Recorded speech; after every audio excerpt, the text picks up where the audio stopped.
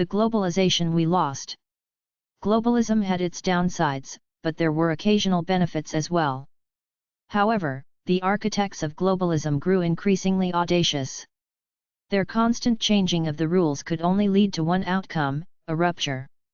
There's a strong sense that Russia's departure triggered the chain reaction of the globalist system's self-destruction. For over 30 years, we were bombarded with mantras about the need to be competitive, find the right niche, work tirelessly, and success would follow. The market would sort everything out. If you didn't succeed globally, it was entirely your fault. You simply weren't diligent enough. Indeed, the market does influence the 3 barbershops competing for customers near the metro station. But on a planetary scale, things are structured quite differently, to say the least. A command administrative system ruled globally, where every region was assigned a specific role. Or at least, this was the case until recently.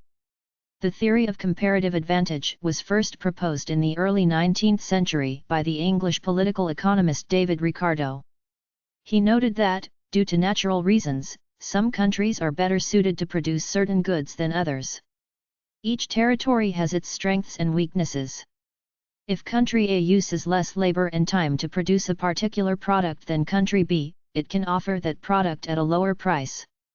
Therefore, sooner or later, country B will stop producing it. Supposedly, this optimizes global costs because everyone focuses on what they do best with fewer resources. It was implicitly assumed that states would determine their advantages and disadvantages through competitive struggle. However, the architects of globalism weren't willing to wait for nature's gifts and assigned roles to countries based on their own notions of who should do what. Has China not undergone a demographic transition, with millions of former peasants available for work in factories? Great! Then China will be the world's factory for assembling consumer goods. Does Germany have a strong engineering school? Fine, we'll assign them complex mechanical engineering. And so on. A sort of global state planning. How was all this regulated in practice? If a country was integrated into the international trading system, external investments were directed toward industries deemed preferable for it, either by transnational corporations or international development institutions. For instance, if Kazakhstan was designated as a source of oil, Chevron would immediately enter the country with its billions. Chevron is ostensibly a private company, yet it constantly exchanges personnel with the State Department, the U.S. Foreign Ministry. Once the extraction and transportation of Kazakh oil to the sea was established, it was instantly integrated into global supply chains. There was no need for any build-up, client search, or gradual market entry, nothing of the sort. It was a rocket-like takeoff. Everything was already set. The global plan had decided. However, Kazakhstan would have found it challenging, to say the least, to enter global markets with its oil independently. Firstly, no one would have provided investments or technologies. Secondly, the circle of traders is narrow. And good luck trying to sell anything without them. The right trader is a very necessary person. They arrange what's called transfer pricing, where raw materials are sold to the trader at one price, and he resells them at a much higher price.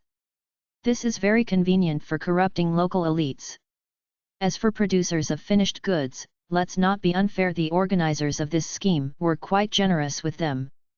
For 30 years, they opened the largest consumer market in the world, the American one. This deal was always honored.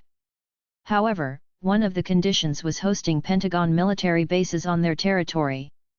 The closure of the American market sometimes resembled real drama. This happened to Japan in the 1990s. After being shut out, the Japanese transitioned from producing finished products to components, betting on robots and trying various other strategies. The results, as they say, speak for themselves. If you tried to export something within this system that you weren't supposed to sell, you would first encounter so-called non-tariff barriers. Your enterprise doesn't comply with our regulations. Get standardized according to our rules for an astronomical sum. Sorry, but this activity requires a license here. These goods are subject to quotas, which, unfortunately, are already exhausted. Your labeling doesn't meet the standards, and we can't explain what changes to make. And so on and so forth. An unexpected supplier would find themselves in a quagmire that was impossible to overcome. And without an expanding market, there's no development. No matter how good your product is, you need a place to sell it in large quantities. The more you sell, the lower your per unit costs. Sometimes, the architects of globalism would directly tell a country's government what it could and couldn't do. In this regard, I highly recommend reading the article The Stepson of Aviation, What's Hindering the Revival of the Tuesday 214. It tells the story of why Vitaly Kopylov, the director of the Kazan Aircraft Production Association, shot himself in 1994. All of this was controlled in two ways. First, all trade had to be conducted exclusively by sea. Key points where land-based trade corridors might emerge were always kept in turmoil. Afghanistan is an excellent example, as it contains the only natural corridor to India from the rest of the continent. The same goes for the Middle East. No Silk Roads were allowed to emerge. Only through ports, only by sea. As a result, quality goods produced in China often ended up in Tashkent via Rotterdam, which is somewhat odd. In key points, there were always ships nearby from the 10 U.S. aircraft carrier strike groups and 7 fleets. The Panama Canal, the Suez Canal, the Strait of Malacca. These places were always under watch. This phenomenon was known as global power projection. The reverse monetary flow went entirely through American banks. The dollar was the world's trade currency. Everyone settled in dollars, often using cross-currency rates exchanging the seller's currency for dollars and then dollars for the buyer's currency. Any non-cash dollar transaction goes through a correspondent account in one of the major American banks. So, both goods and money were under supervision. And thanks to Hollywood, minds were indoctrinated. At the very least, trying to portray Americans as enemies was extremely energy-consuming, thanks to Hollywood. However, to say that this was a system that supported American hegemony would be a stretch. The US itself didn't fare well either. As a result of globalization, America lost almost all of its industry. The Rust Belt emerged cities in the Midwest where factories stand abandoned. The picture of decline is no better than some ruined complexes in Kyrgyzstan. In addition, technical higher education was virtually destroyed in the US, resulting in the entire class of American engineers and scientists today being immigrants from India, China, and other so-called developing countries. All because the US was also assigned its role as the financial and marketing center. All the world's money was supposed to flow there. This was where the packaging for global sales would be made. And it was also the center of innovation. That's it. Everything else was somewhere else.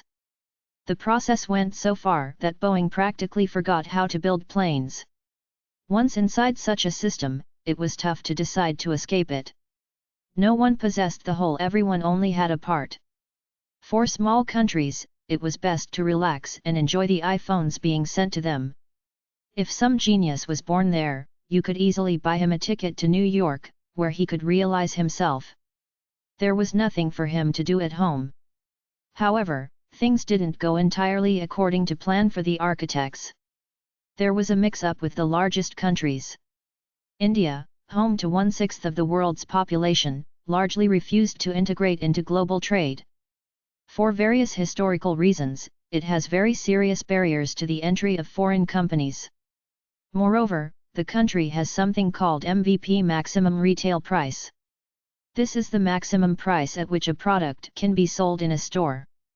A market with inherently limited margins is not attractive to transnationals. Where India is fully integrated is in the supply of educated people. It trains and sends millions of specialists to America, thereby relieving social pressure at home. The second not entirely successful story for globalists is China.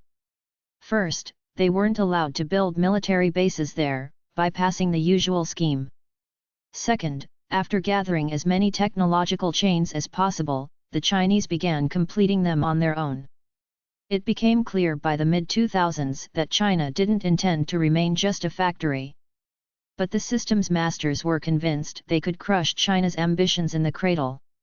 After all, the seas around it were controlled. There were many influential agents inside whose well-being was too tied to the West. The threat of losing markets in Europe and the US would bury China. This was something they could be intimidated with. And, of course, there was the Western belief that the Chinese couldn't create anything themselves, that it was in their nature. Greed prevented the complete withdrawal of production from China in the mid to late 2000s and the start of strangling the country then. By the time it became clear, it was too late. Today, it's evident that globalism is over. The fleet didn't pan out. Overloading missile defense ships with drones, finishing them off with missiles. And in extreme cases, hypersonics, which are impossible to intercept. The entire world's surface fleet, including the hegemons, is now practically obsolete. The oceans are no longer controlled. Developing a shield for such a sword will take at least 15 years, during which time everything will change. As for the dollar, more and more countries are boldly trading without it. The system's foundation has crumbled. After its collapse, life won't be easy. Imagine a situation where you and your neighbors don't produce most of the things you use in everyday life. But we have a different advantage. We don't need to dismantle an empire, it's already collapsed on its own. In this new world, we must learn to do many things ourselves. Don't expect quick miracles, but progress is inevitable. Now, the market will be truly global for the first time, not just in name.